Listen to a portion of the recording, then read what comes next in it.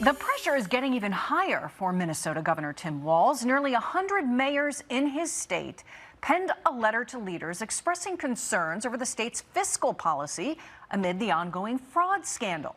Part of the letter reads, fraud, unchecked spending, and inconsistent fiscal management in St. Paul have trickled down to our cities. Our state owes it to our citizens to practice responsible fiscal management and to stop taxing our families, seniors, and businesses out of Minnesota.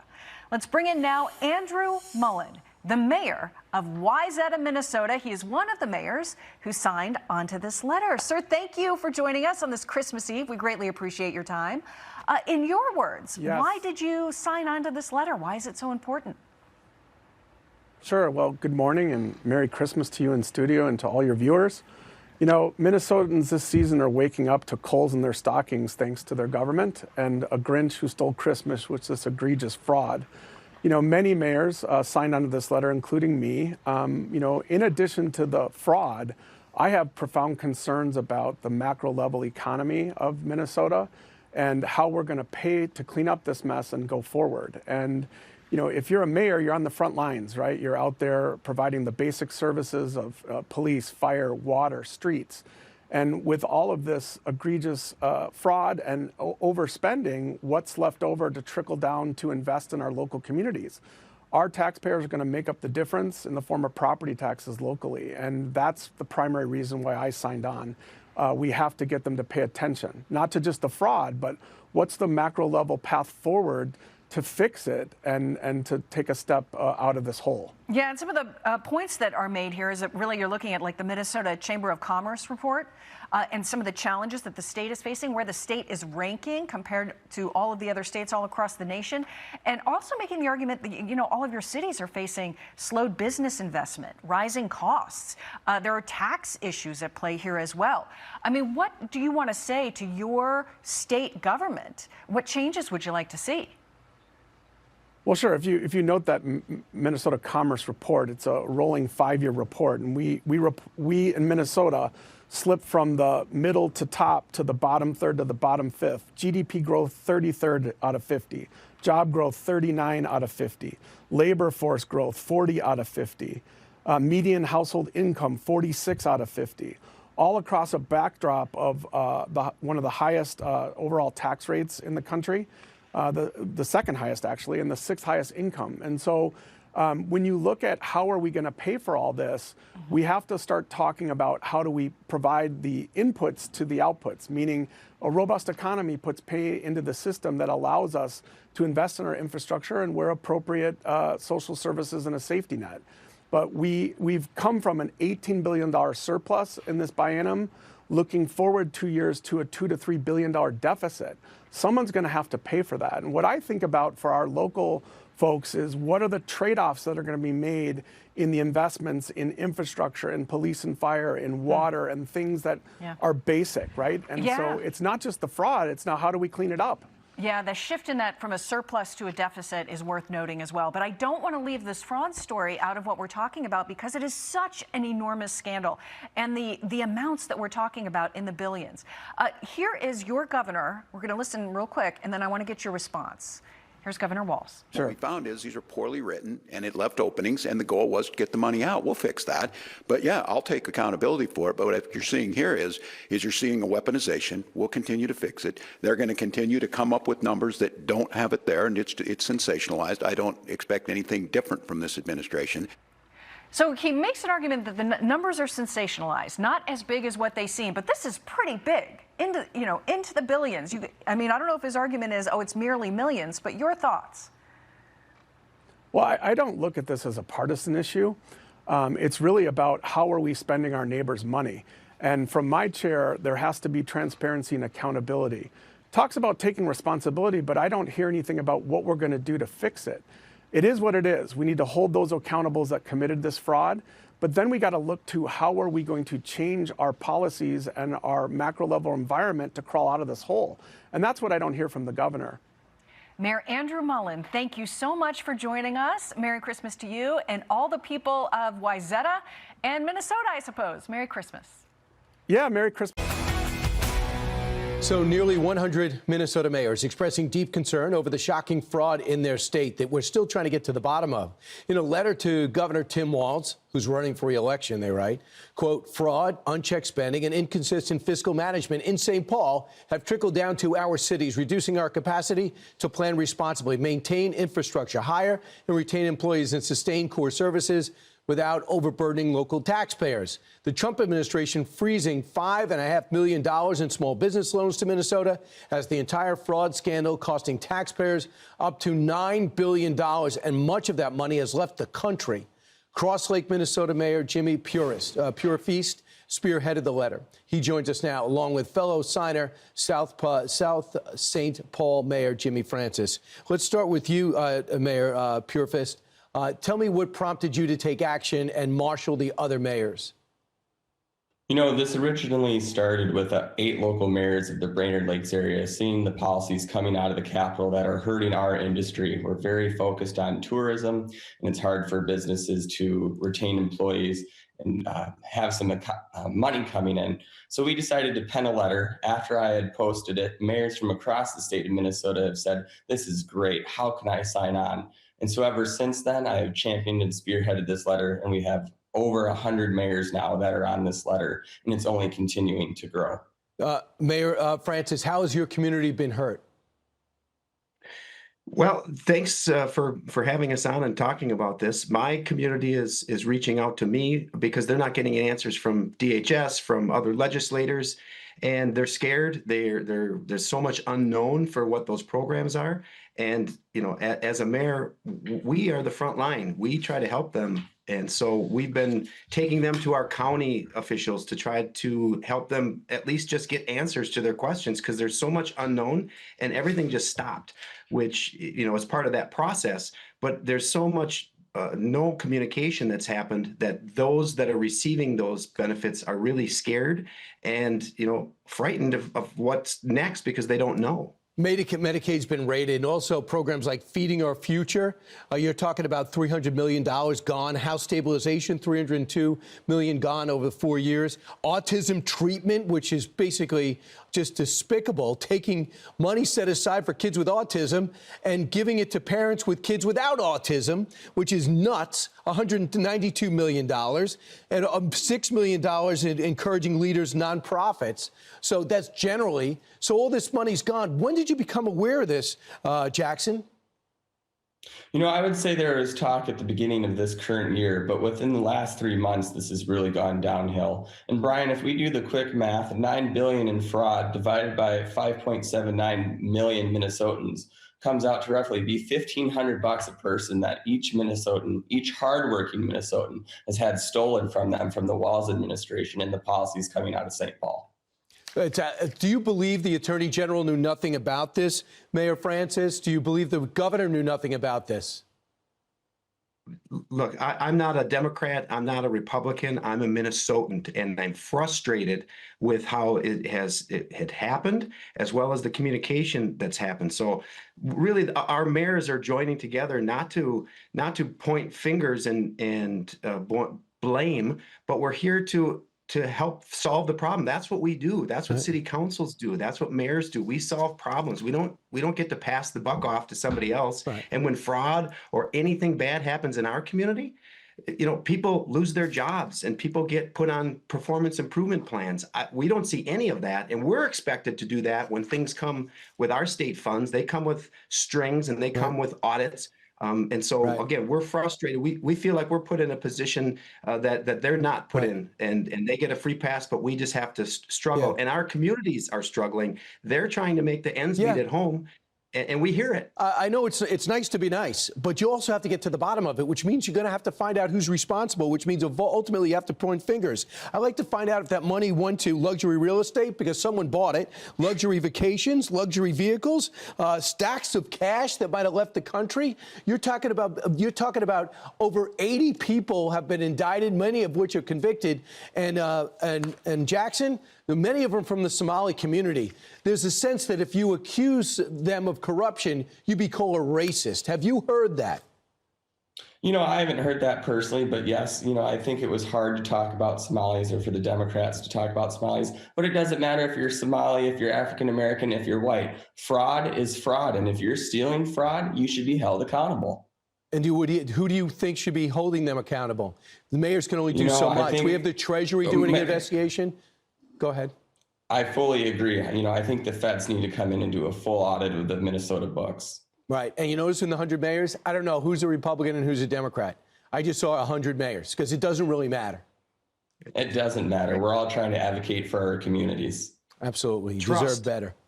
Absolutely. Guys, Trust thanks so much. is the main thing. Absolutely. And find out who's doing this and who benefited. Brandon Gill. It's so lovely to see you tonight, Congressman. Thank you for joining us. I want to tell everybody the Walz Act, WALZ, is an acronym, Welfare Abuse and Laundering Zillions Act, by your colleague, Marionette Miller Meeks. It's not meant to be funny. It's meant to get to the bottom of what could be a roiling $9 billion scandal. Tell the viewers quickly what happened, what's at stake, and what you in Congress can actually do about it on behalf of the taxpayers. Right. Well, this is a multi-billion-dollar fraud program that is still being uncovered. Now, estimates are estimating that it's about $9 billion of tax money that has been looted from you, the American taxpayer, that's been looted from the Treasury. I think that Congress has a role in ensuring that our welfare programs are not abused by left-wing governors like Governor Walz, who is using this to fund what is virtually a patronage system of taking Americans' hard-earned tax dollars and giving it to his political allies by turning a blind eye amidst widespread, rampant welfare fraud that he knew was going on. That's a huge problem. I think that this act is the first step in clamping down on welfare fraud. I think we have a lot more to do, but this is a great first step to begin. Do you sense, Congressman Gill, that any of your Democratic colleagues in Congress and the House are so outraged that they'll actually join in the investigation or maybe try to give a little bit of credence to this bill? I mean, they've got to feel outraged that billions of dollars meant to go and feed hungry people could have gone to Somalia, certainly went to fraud, waste and abuse, and not to those truly in need. Well, there's estimates now that this money could have been funneled to al-Shabaab terrorists in Somalia. I hope that Democrats jump on board and recognize what a severe problem this is for the American people. But, welfare for Democrats is a way of taking American tax dollars, giving it to their political allies. It is a patronage system. It is you vote for me and I will take other people's money and give it to you. And I don't care if it's fraudulent. I don't care if you shouldn't be getting it. As long as you vote for me, that's the goal. I hope that Democrats recognize how unbelievably corrupt this is, how it undermines our entire social system, our entire economic system, and gets on board. But, they've been pretty hesitant to do that so far. The Democrat playbook has been import as many unassimilable foreigners as they possibly can, get them on the dole, and ensure that these people vote Democrat for life. That's what we're up against here. Congressman Gill, since I have you here for the next minute or so, I want to ask you about today's startling economic news. What's the message to the people in your congressional district in Texas with these numbers? Well, this is President Trump's economic agenda in action here. You see GDP hitting levels that nobody thought was possible this soon. And listen, the benefits, the economic benefits from the working families tax cut that House Republicans and President Trump got over the finish line earlier this summer hasn't even hit yet. So I think this is just the beginning. There is far more to come. There are bigger and better things in store for the American people over the next year. But this is what it looks like to have a president in the White House who is putting the American people first, who is actually supporting the American economy, not foreigners, not foreign governments, but the American people. Congressman Brandon Gill of Texas, thank you very much. Merry Christmas to you and your family. Congresswoman Anna Paulina Luna joins me now. So great to see you this evening, and Merry Christmas. It is kind of amazing to look at Democrats, whether it's Kilmar Garcia or these Somali scammers in Minnesota. Democrats always pick the worst people to stick up for and the worst people to make their heroes. Yeah, you're not wrong on that. It'd be very surprising to see some of my Democrat colleagues actually support Americans or veterans. Meanwhile, they are literally putting illegals first. And that's largely why President Trump won in the midterms. But if I could just say for a second, Charlie, after seeing everything that I've seen in the last couple of months, especially coming out of, Tim Walz's just entire policy, I'm very, very glad that he's not the vice president. JD is much better than he could have ever been.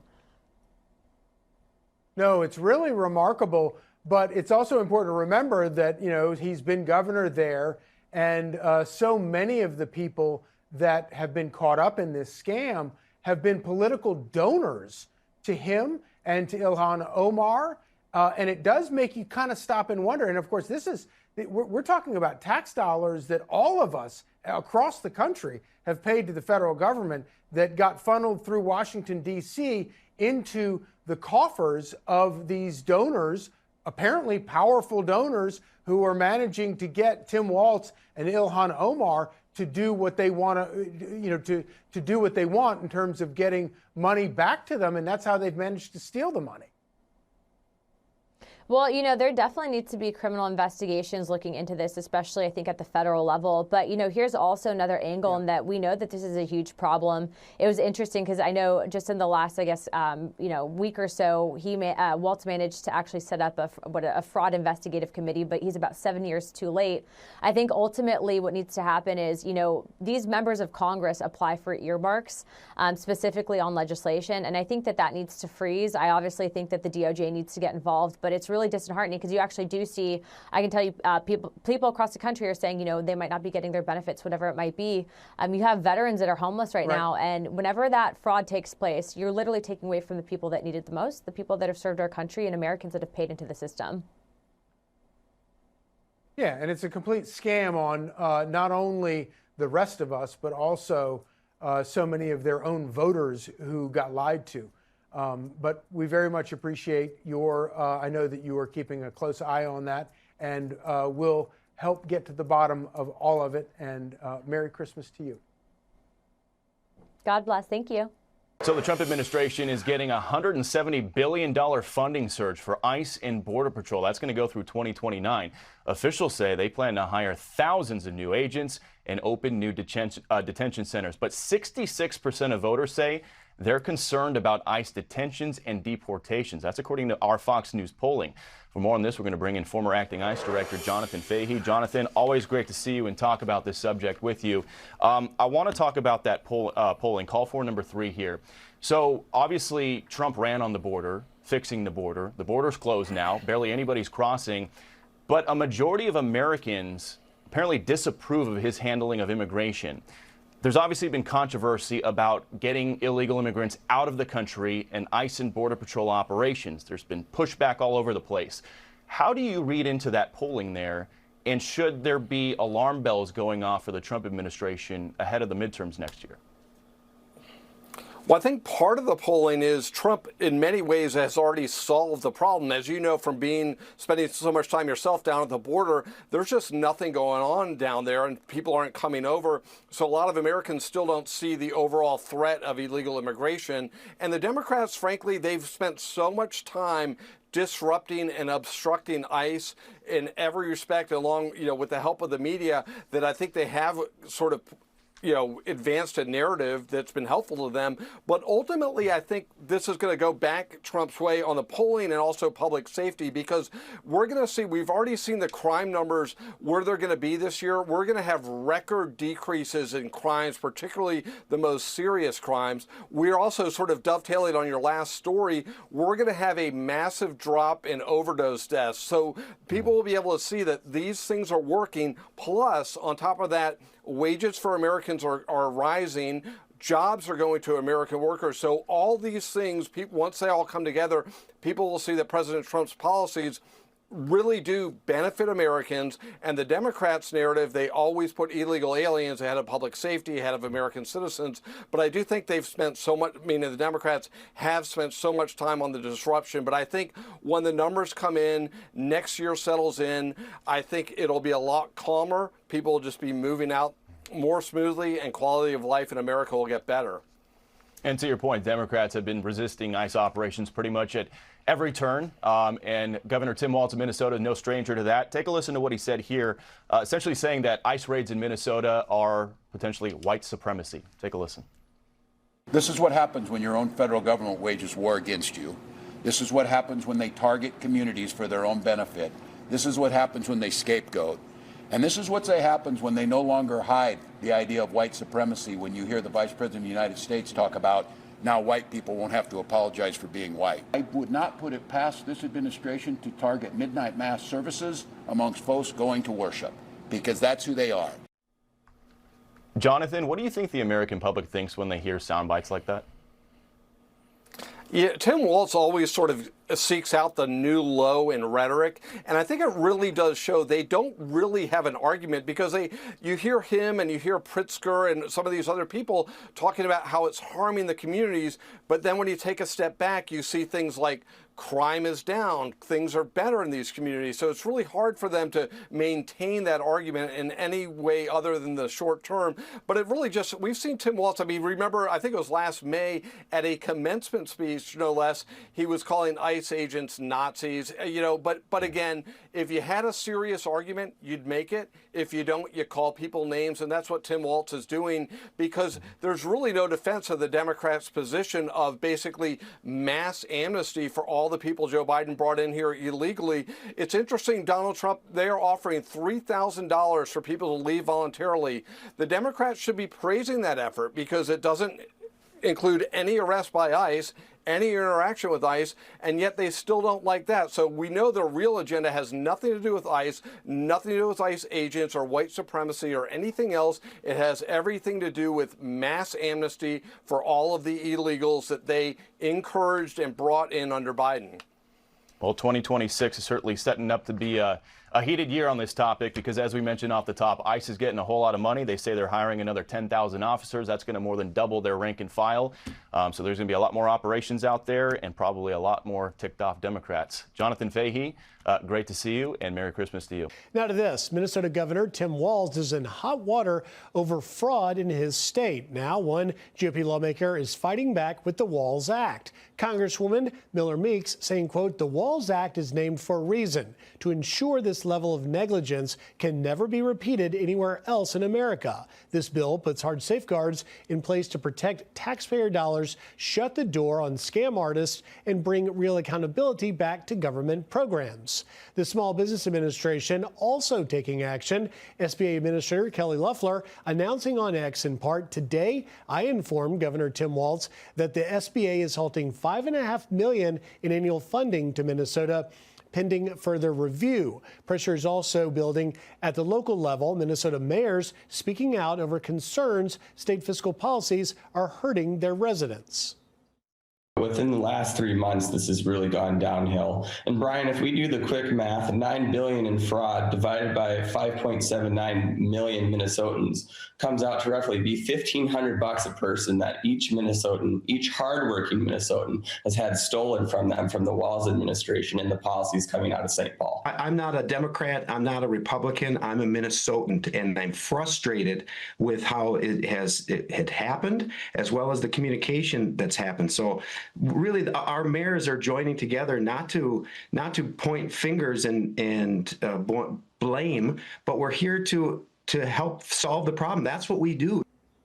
Joining me now, New York State Assemblyman Jake Blumenkranz. Jake, thanks for being here. When you see what's happening in Minnesota and you look at how widespread the fraud was, what is the situation here in New York? Absolutely, Griff. Thank you for having me on. The situation in New York, let's just say Minnesota would be the tip of the iceberg for what we see here in a large blue state like New York. Fraud has gone on rampant for many decades, and in order to uninstitutionalize it, we need legislation that will fundamentally change the way that we investigate. So we introduced a bill called the Stamp Out Fraud Act here in New York. I've been working hard on making sure we can implement something like this. It's simple. 3 separate ways we can help fix the problem. We institute new technologies and ways we can investigate, mandate investigations. In one agency, I saw 35,000 cases reported. Less than 30 were actually leading to arrests. So we're not seeing the investigations. 35,000, only 30? Only 30. Less than 30. I think it was about 24 were actually led to arrests. And at the end of the day, we need to see real punishment. So we we increase the penalties to fraud so people don't think that defrauding the American people or the people of New York would lead to a slap on the wrist. It needs to be real jail time. So when you see the hot water that Governor Walz is in Minnesota, do you think that New York Governor Kathy Hochul could face the same scrutiny? 100% absolutely. I think that governors in blue states that have been neglecting to actually tackle fraud, they're neglecting the conversation about affordability. What the individual is just saying, the AG, this number, it adds up for people, whether it's in health insurance fraud in your premiums, in auto insurance fraud in New York, some of the highest rates in the nation. There's a build-in for fraud. We need to look at investigating fraud all across government and the way that government is neglecting to protect the taxpayers, and not just of New York, but everyone in America. You know, when the mayors in Minnesota, it was 100 of them wrote a letter to the governor, and you heard that one mayor sort of lay out based on the amount of fraud, $9 billion, and then broke it down per resident. It's about $1,500 per resident in Minnesota that they actually paid for that fraud. Do you have any idea what those numbers might look like in New York? So on a national level, I've seen some interest groups say that something in the order of $1,000 a year in your insurance premiums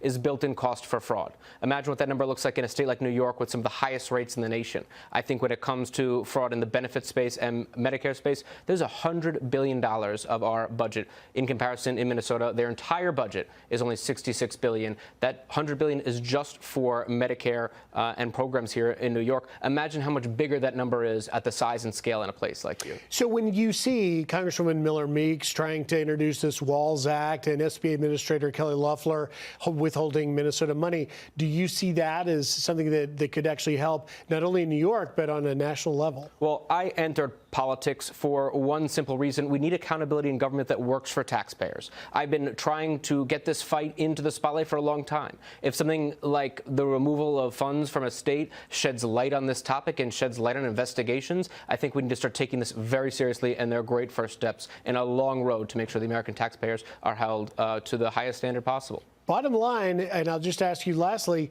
do you think that Governor Hochul here in New York may be aware that some of this exists and has chosen not to act on it? I think we have to look very carefully as to how she acts now, because people are paying attention, and I want the information out there, I want the accountability out there, and I want her to know that we are on watch. Assemblyman, thank you for being here. We look forward to covering what happens here in New York, because if this is across the nation, it needs to be addressed, as you say, and Merry Christmas. Merry Christmas to you too. Thank you so much. Thank you, sir. Hey, everyone. I'm Emily Campagno. Catch me and my co-hosts Harris Faulkner and Kaylee McEnany on Outnumbered every weekday at 12 p.m. Eastern, or set your DVR. Also, don't forget to subscribe to the Fox News YouTube page for daily highlights.